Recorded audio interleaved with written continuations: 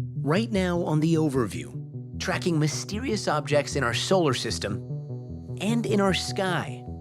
Plus, how the search for extraterrestrial life could come down to extraterrestrial pollution.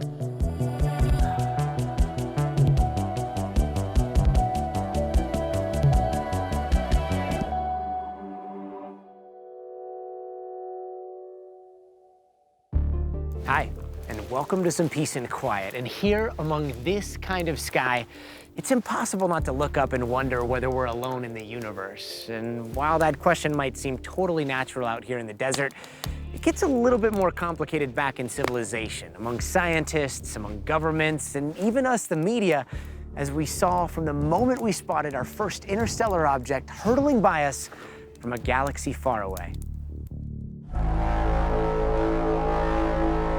Right out of the gate, any conversation about extraterrestrial life starts with the Hollywood problem. Welcome to Earth. And science fiction doing exactly that, taking the idea of science and making it fiction. Now that's a proper introduction. But what if we've already received a sign? At what point would it become scientifically acceptable to ask whether something we spot out in space is a sign of intelligent life?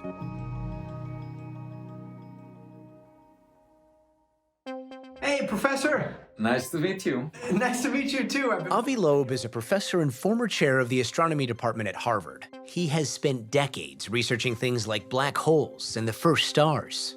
If you've seen or heard his name in the news, it's likely because of this thing, a Muammua, the first interstellar object ever detected passing through our solar system.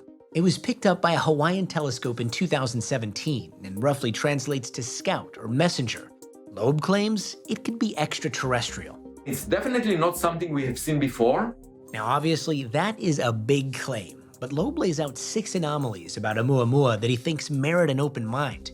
But first, you should know that this picture you've seen is just an artist rendering. The actual picture of the thing is this. See that one thing that's not a streak? That's a Muammua. Loeb says the data shows its shape is way longer than it is wide and more extreme than any other comet or asteroid we've ever seen. It's also way brighter, reflecting 10 times the amount of sunlight than typical for comets or asteroids. But the biggest head scratcher for Loeb, a Muammua's trajectory. It deviated slightly from its projected path around the sun and accelerated away, almost like it got an extra push. Comets do that, but they leave behind a tail of gas. No tail was seen with a Muammua. Each of them is a low probability anomaly. You would say, okay, maybe 1% of all the objects has that anomaly. Then you take 1% times 1% times 6 times 1% gives you a tiny probability. And that's the first object that we saw is an object that should be as rare as 1 in a trillion. So you're basically saying this is like somebody got struck by lightning, then got attacked by a shark, then got attacked by a bear, then ended up winning the lottery, and all those things happened to that same person. Yes, exactly, and it's the first person you meet. His hypothesis, that a Muammua must have been designed, built, and launched by extraterrestrial intelligence and could look more like this, pushed by the sun with a sail shape as it passed by. If you have a very thin object that looks like a sail, then the reflection of sunlight can propel it. And we are currently developing this technology. It's called a light sail, where just the reflection of light can push a spacecraft. To be clear, the majority of the science community is skeptical of Loeb's theory, saying the evidence isn't conclusive. But mystery still surrounds its origins, a recent study suggesting it's a piece of a dead planet. Seems like the second that you say extraterrestrial, you lose more than half of the scientific room. I don't care about that. I am guided by evidence. And if someone comes and says, you know, I have potential evidence that we are not alone, they say, no. You should bring me extraordinary evidence, like bring me an alien that would speak to me. Look, the evidence is anomalous. Let's start the discussion. You know, if you don't open your mind to the possibilities, you will never discover them. All right, let's pause on that for a minute. Proving something scientifically takes a lot of empirical evidence. And in the scheme of the cosmos, the equipment that we built to test that evidence is still very new. All the while, the more we put up into space, the harder it is to see deep into the universe. But scientists are looking, and more data could be on the way. What is this search for extraterrestrial life these days? Interestingly, I think when people think about SETI and the search for extraterrestrial life, they have this picture that many people have seen from the movie Contact of Jodie Foster is out and she's an astrobiologist and she's sitting on her car and she's listening to the radio telescopes. But actually, SETI now really encompasses a really wide variety of research. There are SETI researchers, for example, who study communications in whales. So looking at Earth life here that has, very complex communications with each other. And so that should give us some indication that there's huge, huge challenges for us. It's not even does it walk on two legs and have two arms. If we're capable of communicating, or at least knowing that another technologically advanced life form exists, then maybe we would have a lot to learn, even if we were only sort of communicating at a distance via signals of light or something like that. Walkowitz is skeptical of Loeb's theory on Muammua, but there is one thing they do agree on. Within the next few years, we should be peering deeper into the universe than ever before, thanks to a 27-foot wide telescope being built in Chile that could make spotting things like Muammua a regular occurrence. All we need to do is find more of the same, because when I go to the kitchen and I see an ant, I know that there are many more ants out there. And so the same thing about Muammua, there must be many more. We monitored the sky for a few years only and found one. The next one that we find, if we find it on its approach to us, then we can send a spacecraft with a camera that will intersect its orbit and take a close-up photo. Do you think human beings are ready to make contact? We can never be perfectly ready because we're all individuals and we all interpret information that happens to us depending on all kinds of different things. If scientists are the ones to actually make this discovery, then we can share information in a way that will be transparent and also honest about the limits of our knowledge as well, because people will have questions that we might not be prepared to answer. When the idea that you can look for extraterrestrial life becomes more mainstream, what do you think we'll see?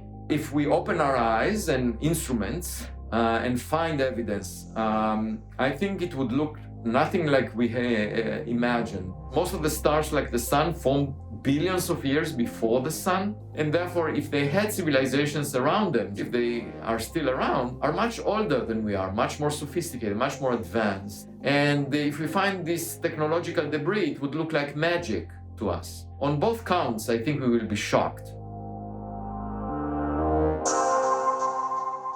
And stay right here, because questioning what we might have seen out there is one thing, but what about what we have seen? We're going to take a look at some of the unsolved mysteries of the unidentified. Now, debates over things we spot out in space are one thing, but debates over UFOs flying around our airspace, that's a whole different story, especially when the most powerful military on planet Earth admits that there are things that they simply can't explain. Or can they? Because buried in that 5,000-page COVID-19 relief bill, there's this small clause that's asking the Pentagon to brief lawmakers on what they know. There's a whole fleet of them. Look on the ASA. My gosh. These 3 videos, released by the Department of Defense, have changed the way many people see what we can't explain. The moment you mention UFO, immediately what comes to mind are little green men, tinfoil hats. That's not at all what we're dealing with.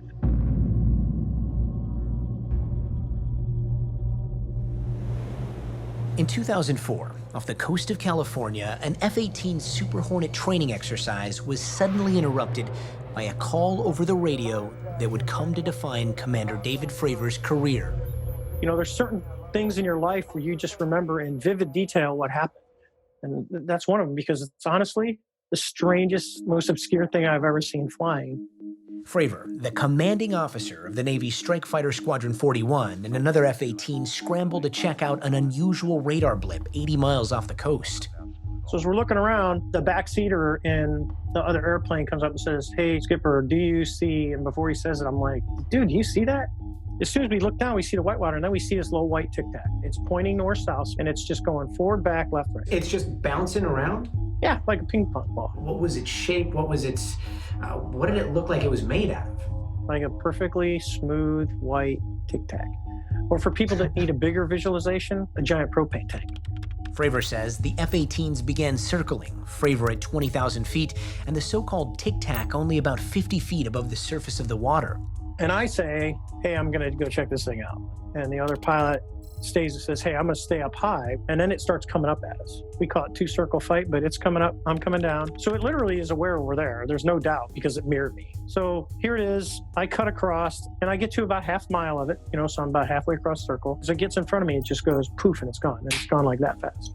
What do you mean, poof, it's gone? I mean exactly that. Like it's 1 minute it's there and the next second it's like magic trick. So I asked the other airplane, I said, hey, do you guys see that? And they're like, it's gone. It just disappeared. When you saw this kind of performance, what was the first thing that went through your mind? What the hell was that?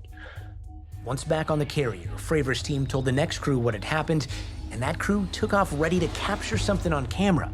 And this is what they saw. I guess the biggest question is, what do you think it is?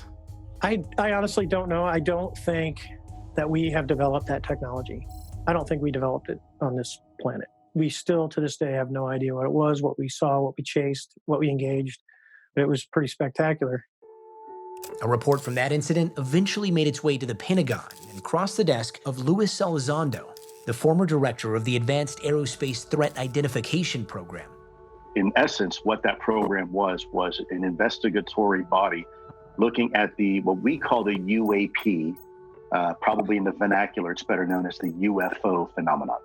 The bottom line here is that over the past several decades, we in the Department of Defense and the intelligence community have been noticing things in our airspace that don't have wings, they don't have cockpits, they don't have even an obvious sign of propulsion like an engine, and yet still they're able to defy the natural effects of Earth's gravity. In 2020, the Pentagon declassified 3 videos, the Tic Tac video and 2 others filmed on the East Coast in January of 2015. Other countries have made similar public disclosures. Also in 2004, the Mexican Air Force confirmed this video was shot by one of their pilots near the coast of Baja California. 1, 2, 3, 4, 5, 6, 7, 8 en la pantalla. In 2014, the helicopter from the Chilean Navy locked onto an unidentified object emitting what appeared to be some sort of gas or vapor. Both governments have said they investigated but couldn't determine what the objects were. To those like science writer Sarah Scholes, clipped black and white videos always leave a lot to the imagination. To me, the most interesting thing about the videos is how little information is in them. All we have are these, 30 seconds or a minute of something totally decontextualized. And so everybody kind of gets to think whatever they want to think about them because we don't actually have enough information to form any kind of conclusion, which is UFO's favorite space to live in, the muddy, fuzzy space. But will 2021 be the year all of that changes because of COVID-19? Hidden among the many pages of the COVID-19 bill is this mandate to produce a report on unidentified aerial phenomena. What's different this time is that the military is kind of talking about them very explicitly in terms of threats. It's not like the Pentagon's deal to call things aliens, but that's kind of the angle they're coming from. If there is a foreign adversary, let's say Russia or China or anybody else, who happens to have this technology and they've had it for decades, and we in the United States have somehow been strategically leapfrogged in our technology, we've got a big problem on our hands. Officially, the clause attached to December's COVID-19 relief bill, added by the Senate Intelligence Committee, calls for the military and FBI to brief committee members on what they know about UAPs within 180 days of the bill's passing. The kind of top-level briefings Elizondo says he's given before. The 3 options are, is it our technology? Is it foreign adversarial technology or someone else's technology? Or is it something completely different? We're 99% sure it's not foreign adversarial technology. So that only leaves really one other option. It's someone or something else. Are these 3 videos the only videos that you know of that the United States government has that shows unidentified aerial phenomena? No, absolutely not. These are probably some of the least compelling videos. In some cases, we've seen these things 50 feet away from the cockpit. And when you're talking about something that is 50 feet away, I mean, what could they tell from being 50 feet away? With all due respect, Gadi, I no longer work for the United States government in that capacity. So I want to be clear that I don't want to speak on behalf of the U.S. government. And I also want to give the government time to do what it needs to do regarding this data. But in science, extraordinary claims require extraordinary evidence. If the UFO field wants to be taken more seriously by scientists, I think they will kind of have to move away from the types of evidence that have historically been held up as adequate, like individual sightings, because the scientists can't really do anything with the story. They need data. Look, I'm not a UFO guy. My background, I'm a former counterintelligence special agent. I was asked to do a job, which I did. However, it was my understanding and the conclusions that I came to, and by the way, every other person in the program unanimously came to the realization that these things are indeed real. And it's getting increasingly harder to keep the cat in the bag. Do you ever think that you're going to see something like that again in your lifetime? I don't know. I look up a lot. I mean, I'm not lying. On a clear night, you just look up and wonder. Yeah, I'll wander for the rest of my life. I think everyone does. Now, when I asked everybody about that COVID-19 clause and whether we'll possibly see some more solid evidence, the consensus seemed to be they really weren't sure, and there's a chance nothing's going to be released to the public. Regardless of what happens, all of it has me wondering whether it's possible to be both skeptical and yet open-minded about how much we still don't know. And before we go, my England has one last thing. Scientists have discovered thousands of planets outside of our solar system. These exoplanets are super fascinating, but actually kind of hard to study. New research at NASA suggests that there could be a way to find advanced civilizations on these exoplanets, all because of pollution. Exoplanets are so far away, which means scientists have to get creative to study them. For example, scientists use powerful telescopes to observe the light from an exoplanet's nearby star as it passes through its atmosphere. Studying that light helps them identify the gases that make up the atmosphere. That could include nitrogen dioxide, a gas typically the result of technological pollution. So on Earth, nitrogen dioxide is mostly dominated by human activities. We thought that why not use that as a sign or a signature of finding extraterrestrial civilization on other planets. That's Dr. Ravi Kaparepu, and he studies exoplanets for NASA.